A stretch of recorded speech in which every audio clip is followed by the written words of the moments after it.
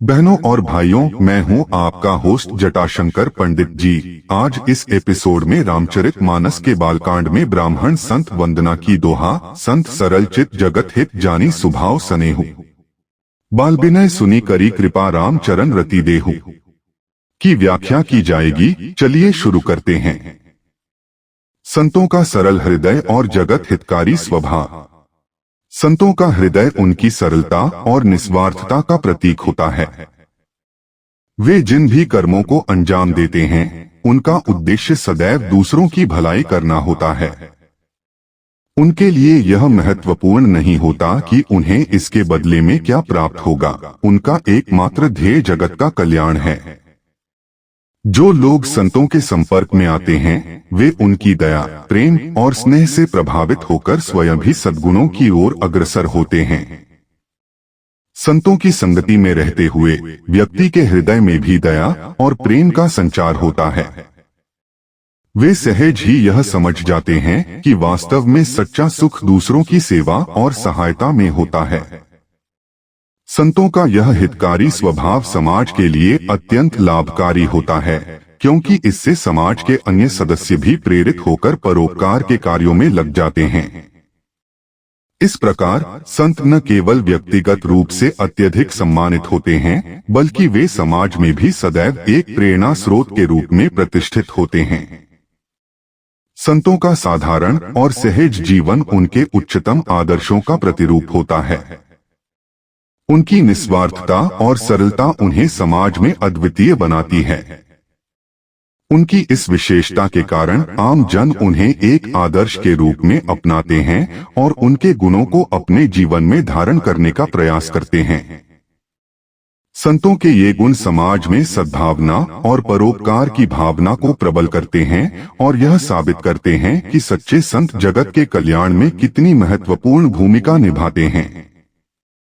यही कारण है कि संतों का सरल हृदय और जगत हितकारी स्वभाव उन्हें समाज में अत्यंत प्रतिष्ठित बनाता है और उनकी शिक्षा और आचरण सदैव प्रेरणा के स्रोत बने रहते हैं।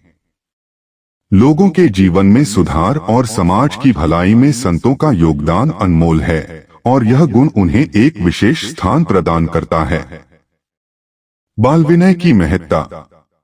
बाल विनय यानी बच्चों की विनम्रता और उनकी मासूमियत का भाव हमारे जीवन में एक विशिष्ट स्थान रखती है।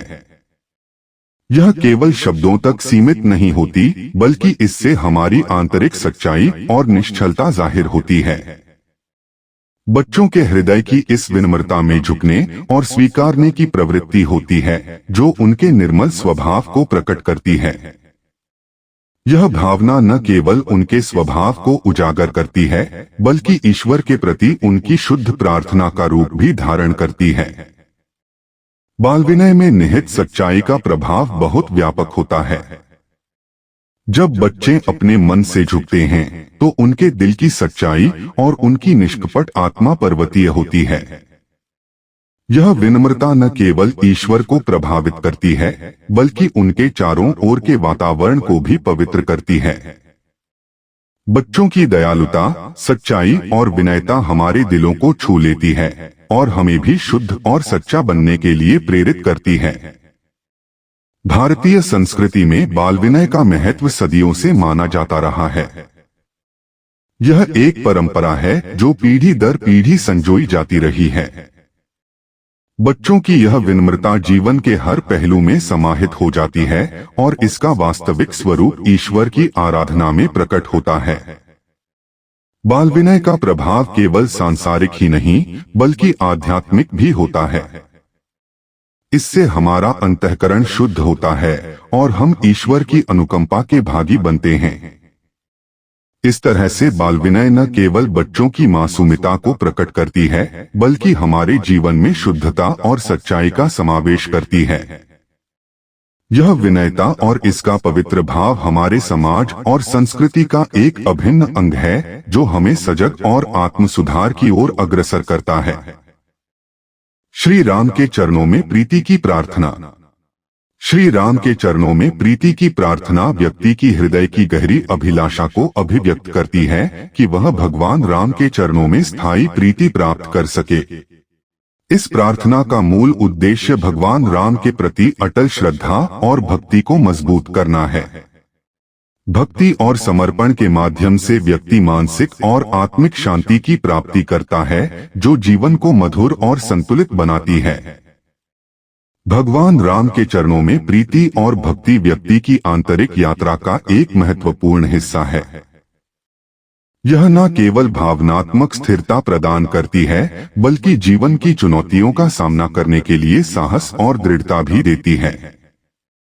इस प्रार्थना के माध्यम से भक्त अपने आप को भगवान राम के चरणों में समर्पित करते हैं, जिससे उनकी आत्मा शुद्ध और ताजगी पाती है। संतों की कृपा और उनके मार्गदर्शन में यह प्रीति प्राप्त करना बहुत महत्वपूर्ण है। संत अपने अनुभव और ज्ञान के माध्यम से भक्त को सही मार्ग दिखाते हैं। उनके उपदेश और सीख व्यक्ति को सही दिशा में अग्रसर करते हैं, जिससे भगवान राम के चरणों में प्रीति की प्राप्ति संभव हो पाती है।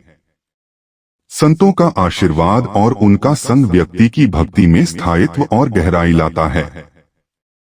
इस प्रार्थना में श्रद्धा और समर्पण का विशेष महत्व है।